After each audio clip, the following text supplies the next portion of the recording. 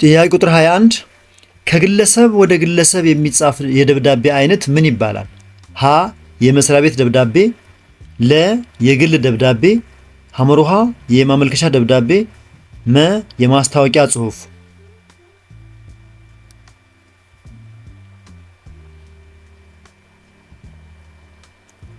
የግል ደብዳቤ ካላችሁ ትክክል ነው። በጓደኛሞች በዘመዶች ወይም በግለሰቦች መካከል የሚደረግ የደብዳቤ ልውውጥ የግል ደብዳቤ ይባላል።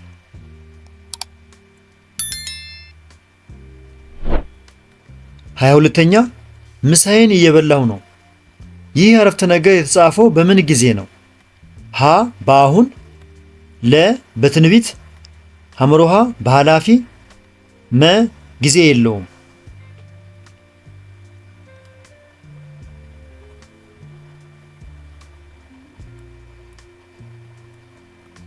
መልሱ በአሁን የሚለው ነው። እየ ነው የሚለው የግስ ቅርጽ ድርጊቱ አሁን የተከናወነ መሆኑን ያሳያል።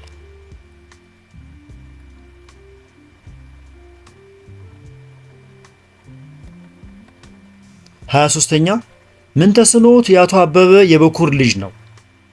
የተሰመረበት ቃል አውዳዊ ፍቺ የሚገልጸው የትኛው ነው? የተሰመረበት ቃል የበኩር የሚለው ነው። ሀ የስስት፣ ለ የመጨረሻ፣ ሐመሩሃ የመካከል፣ መ የመጀመሪያ።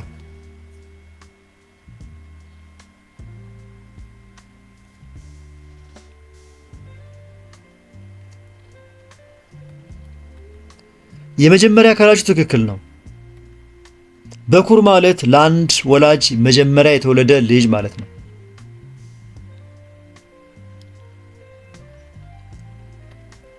24ኛ በአማርኛ ቋንቋ አረፍተ ነገር አወቃቀር ባለቤት የት ቦታ ላይ ይገኛል? ሀ በአረፍተ ነገር መካከል፣ ለ በአረፍተ ነገር መጨረሻ፣ ሐመሩሃ በአረፍተ ነገር መጀመሪያ ወይስ መ በአረፍተ ነገር መጀመሪያና መጨረሻ?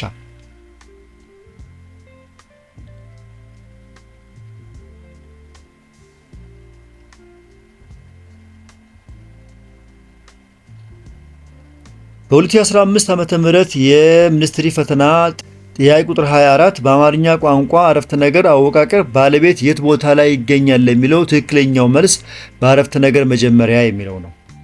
ምክንያቱም መደበኛ የአማርኛ አረፍተ ነገር አወቃቀር ባለቤት፣ ተሳቢ፣ ግስ በመሆኑ ባለቤት መጀመሪያ ላይ ይገኛል ማለት ነው።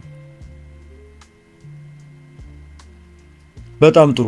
ወደ ጥያቄ ቁጥር 25 ስንሄድ ከሚከተሉት ውስጥ ተውሳከ ግሱ የቱ ነው? ሀ ገና፣ ለ ቤተሰብ፣ ሐመሩሃ ጎበዝ፣ መ መኪና።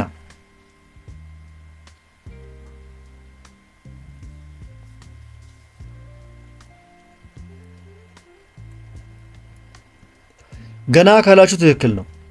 ገና የሚለው ቃል ድርጊቱ የሚከናወንበትን ጊዜ ስለሚገልጽ ተውሳከ ግስ ነው ማለት ነው።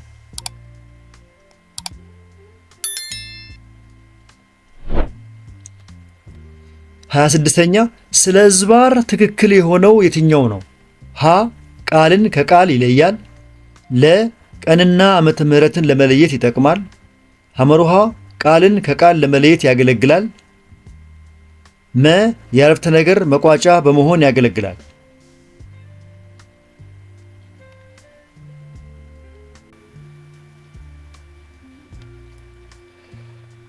መልሱ ቀንና ዓመተ ምህረትን ለመለየት ይጠቅማል ካላችሁ ትክክል ነው። እዝባር በብዛት ቀናትን ወራትንና ዓመተ ምህረትን ለይቶ ለመጻፍ ለምሳሌ 20 እዝባር 10 እዝባር 2015 ብሎ ለመጻፍ ያገለግላል ማለት ነው።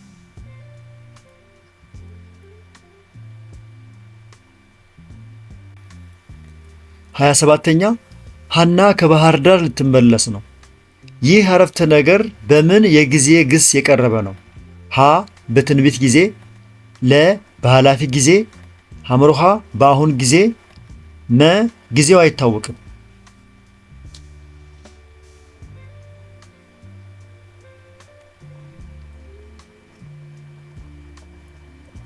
መልሱ በትንቢት ጊዜ የሚለው ነው።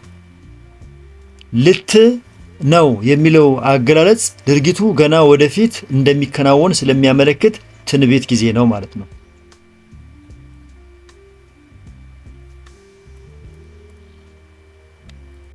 ጥያቄ ቁጥር 28 በአማርኛ መዝገበ ቃላት አደራደር ቀድሞ መምጣት ያለበት የትኛው ነው?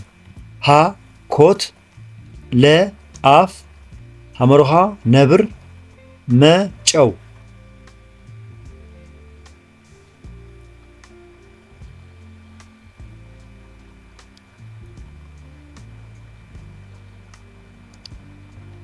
መልሱ ነብር ነው።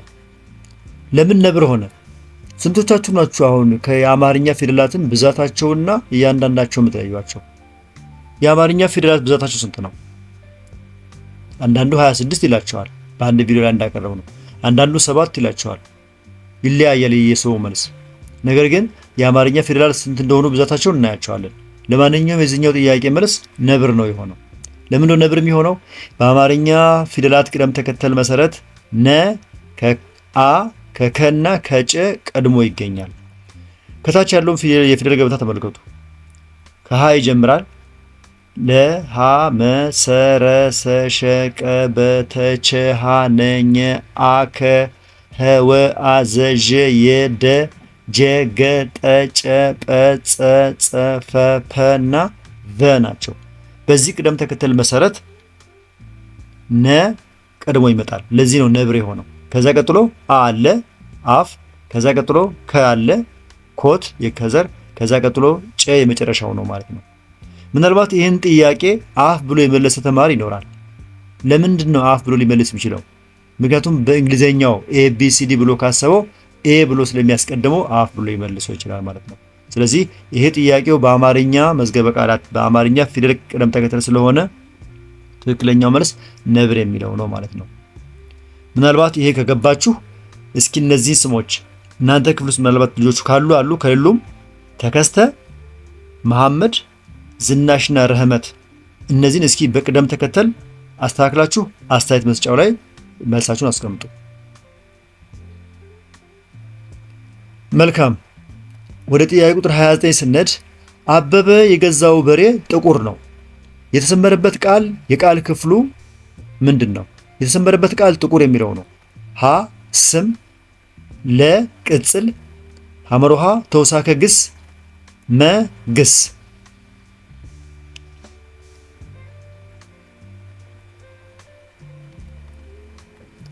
ቅጽል ካላችሁ ትክክል ነው። ጥቁር የሚለው ቃል የበሬውን መልክ ወይም ቀለም ስለሚገልጽ ቅጽል ነው።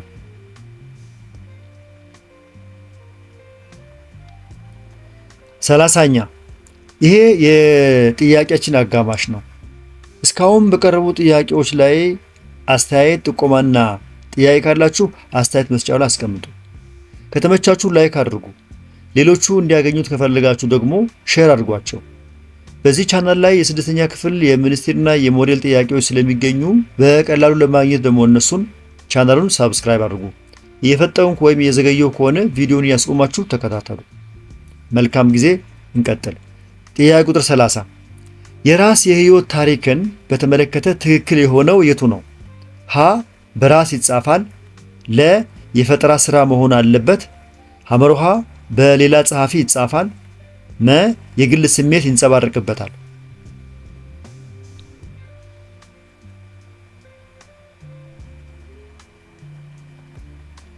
መልሱ በራስ ይጻፋል የሚለው ነው። የራስ የህይወት ታሪክ ባለታሪኩ ራሱ ስለራሱ ህይወት የሚጽፈው የጽሑፍ አይነት ነው።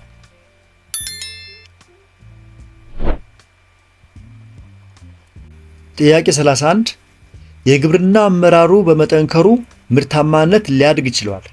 በዚህ አረፍተ ነገር ውስጥ ውጤቱ የትኛው ነው? ሀ የግብርና አመራሩ፣ ለ የአመራር መጠናከር፣ ሐመሮሃ የምርት እድገት፣ መ የግብርና ምርት።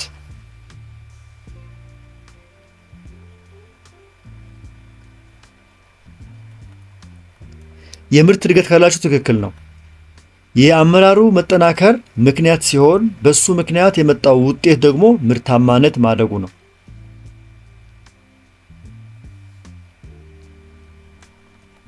ጥያቄ ቁጥር 32 ቀጥሎ የቀረቡ ተረፍተ ነገሮች ቅደም ተከተላቸው ሲስተካከል አንድ አንቀጽ ይመሰርታሉ። ትክክለኛውን ቅደም ተከተል የያዘውን ምረጡ። ሀ በሰው ህይወትና ንብረት ላይ ችግር ያደርሳሉ። ለ ጎርፍ በተፈጥሮ የሚከሰት አደጋ ነው። ሐመሮሃ ቢሆንም የጎርፍ አደጋን መከላከል ይቻላል። መ በክረምት ወር ወንዞች ይሞላሉ፣ ጎርፍም ያስከትላሉ ነው የሚለው። ስለዚህ ይሄ አንቀጽ ለመስራት የትኛውን ትክክለኛው ቅደም ተከተል?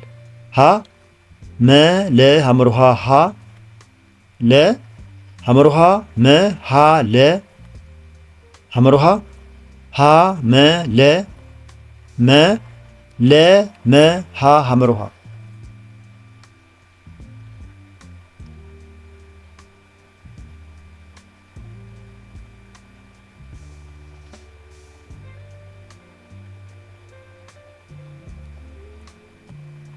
መልሱ ለ መ ሐመርሃ ሀ ቅደም ተከተል ነው። ጎርፍ በተፈጥሮ የሚከሰት አደጋ ነው። በክረምት ወር ወንዞች ይሞላሉ፣ ጎርፍም ያስከትላሉ፣ በሰው ሕይወትና ንብረት ላይም ችግር ያደርሳሉ። ቢሆንም የጎርፍ አደጋን መከላከል ይቻላል ተብሎ በአንድ አንቀጽ መልክ በዚህ መልኩ ይቀመጣሉ ማለት ነው።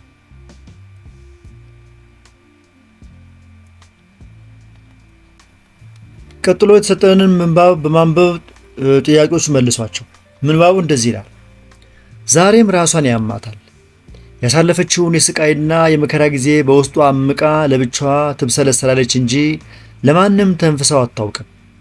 በየቀኑ ስለ ሕይወቷ ሳታስብ ከህሊናዋ ከማይወጡት ስለ መጥፎ ገጠመኞቿ ሳትጨነቅ ውላ አታውቅም። አንዳንዴ መፈጠሯን፣ ሌላ ጊዜ በሴትነቷ ጠፍሮ የያዛትን የሀገሯን ጎጂ ባህል ትኮንናለች። የዛሬው ሁኔታዋ ግን ለየት ያለ ነው። ገና በጠዋት አይናቸውን አፍጠው የእሷን መምጣት የሚጠባበቁ የሆቴል ቤት ስራዎች እንደ ቤት ማጽዳት፣ ግድግዳ መወልወል፣ መጠጫዎችን ማጠብና የመሳሰሉ ስራዎቿን እንደ ቀላል ነገር እርግፍ አድርጋ ትታ ራሷን ለብቻ ደብቃ ያሳለፈችውን የስንክሳር ዘመን ተመልሳ በአይነ ህሊናዋ ትዳስሰዋለች። አይኖቿ ከተተከሉበት ቦታ ሳይንቀሳቀሱ ልቧ ግን ወደምትወደውና ወደምትናፍቀው የገጠር ትውልድ ሰፈሯ በሀሳብ ፈረስ ጋልቦ ከምትወዳቸው እናትና አባቷ ጓደኞቿ ጋር ተጨዋውቶ ትዝታ ጭኖላት ይመለሳል። ከቤቷ ወጥታ ለስደት የተዳረገችበትን ቀን ባሰበች ጊዜ መፈጠሯን ትጠላለች። ያቺ ክፉ ቀን ናት አሁን ላለችበት ፈውስ አልባ መራራ ሕይወት የዳረገቻት። በላይነሽ አስቻለው ከራሷ ፈቃድ ውጪ እናትና አባቷ ለማትፈልገው ትዳርና ለማትወደው ባል አሳልፈው ሊሰጧት ሲሉ ነው ከቤት ወጥታ የጠፋችው። እናትና አባቷ ስለ ሰርጓ ሁኔታ በድብቅ ሲወያዩ ሰምታ ውሃ ልቅዳ በሚል ሰበብ ነው በወጣችበት የቀረችው። በላይነሽ ከምወደው ትምህርት ወጥቼ ያለ ዕድሜ የቤተሰብ ኃላፊ ከመሆን ይሄ ይሻለኛል ብላ በወሰደችው አማራጭ ነው ለዚህ አይነቱ የጉስቁልና ሕይወት የተዳረገችው። ግን በማን ይፈረዳል? ለሴት ልጅ የሚጠቅማት ትምህርት ሳይሆን ትዳሯን ይዛ ለእናትና ለአባቷ ማዕረግ ማሳየት ነው በሚሉ ወላጆች፣ ወይስ የእኩልነት መብታቸውን በመነጠቃቸው ምክንያት እንደ በላይነሽ ወጥተው በሚጠፉ ሴት ልጆች? ለበላይነሽም ቢሆን መልስ ያጣ የዘወትር ጥያቄዋ ይህ ነበር። ይህ ጽሑፍ የተወሰደው ከመቅረዝ መጽሔት ልዩ እትም ቁጥር 6 ላይ ነው። ከላይ በቀረበው ጥያቄ መሰረት ቀጥሎ ያሉ ጥያቄዎችን መልሷቸው። በምንባቡ መሰረት እርግፍ ማለት ምን ማለት ነው? ሀ ትውት፣ ለ ውርውር፣ ሐመርሃ ጭርስ፣ መ ብጥር።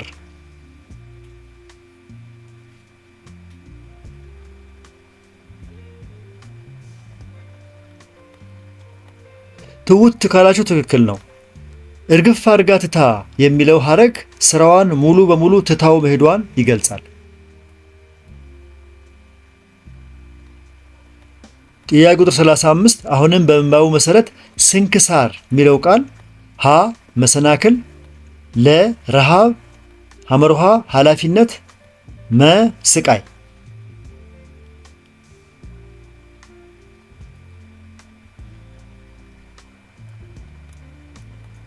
ስቃይ ካላችሁ ትክክል ነው።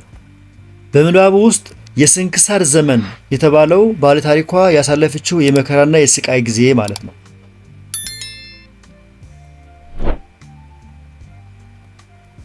36ኛ ባለታሪኳ የምትኮንነው ማንን ነው? ሀ የጠላችውን፣ ለ ቤተሰቦቿን፣ ሐመርሃ ሴትነቷን፣ መ መፈጠሯን።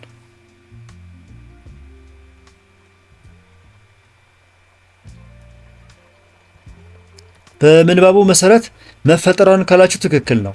በምንባቡ ላይ አንዳንዴ መፈጠሯን ትኮንናለች የሚል ሐሳብ ሰፍሯል።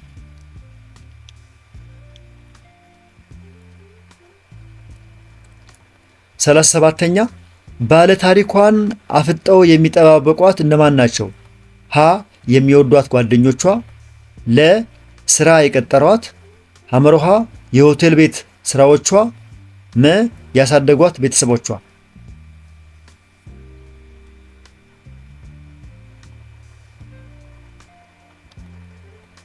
የሆቴል ቤት ስራዎቿ ካላችሁ ትክክል ነው። ምክንያቱም ምንባቡ የእሷን መምጣት የሚጠባበቁ የሆቴል ቤት ስራዎች በሚል እነዚህን ተግባራት በምሳሌነት ይጠቅሳል።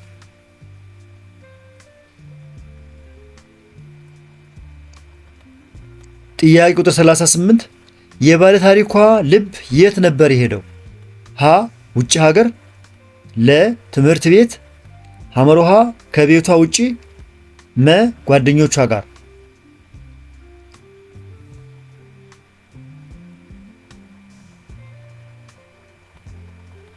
መልሱ ጓደኞቿ ጋር የሚለው ነው። ልቧ በሐሳብ ፈረስ ጋልቦ ወደ ገጠር ትውልድ መንደሯ በመሄድ ከወላጆቿና ከጓደኞቿ ጋር እንደተጫወተ ተገልጿል።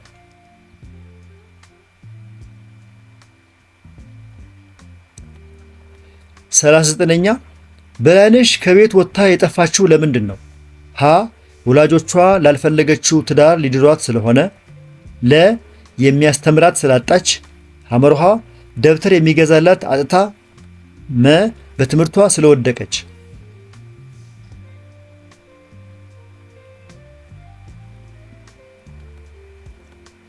በወላጆቿ ላልፈለገችው ትዳር ሊድሯት ስለሆነ ካላችሁ ትክክል ነው። ምክንያቱም በላይነሽ ከቤት የጠፋችው እናትና አባቷ ለማትፈልገው ትዳርና ለማትወደው ባል ሊሰጧት ሲሉ መሆኑ ተጠቅሷል።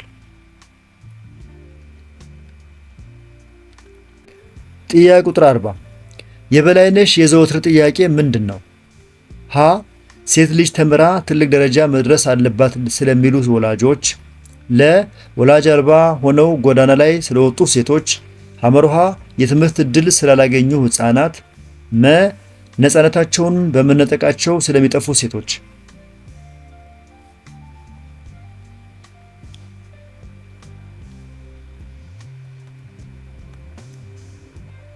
ነፃነታቸውን በመነጠቃቸው ስለሚጠፉ ሴቶች ካላችሁ ትክክል ነው።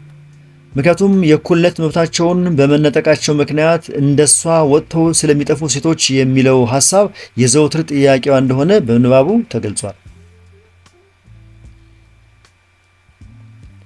የተከበራችሁ የዚህ ቻናል ተከታታዮች የዛሬው የአማርኛ የ2015 ዓ.ም የሚኒስትሪ ጥያቄ መልስና ማብራሪያ በዚህ ላይ ያበቃል። እስካሁን በቀረቡ ጥያቄዎች መልስና ማብራሪያዎች ላይ አስተያየትና ጥያቄ ካላችሁ አስተያየት መስጫ ላይ አስቀምጡ። ከተመቻችሁ ላይክ አድርጉ። ሌሎቹ እንዲያገኙት ከፈለጋችሁ ደግሞ ሼር አድርጉ። በዚህኛው ቻናል ላይ የሚኒስትሪና ሞዴል ጥያቄዎች በብዛት ስለሚገኙ እነሱን በቀላሉ ለማግኘት ቻናሉን ሳብስክራይብ አድርጉ። ምናልባት የዚህን ጥያቄ ፒዲኤፍ ከፈለጋችሁ ደግሞ በቴሌግራም ቻናላችን ሃሁ ቲዩብ ላይ ገብታችሁ ጆይን በማድረግ ብዙ ጥያቄዎችን እዛ ላይ ማግኘት ትችላላችሁ። በሌሎች የትምህርት አይነቶች በተከታታይ ስለምንገናኝ ተከታተሉ። መልካም ዝግጅት፣ መልካም የጥናት ጊዜ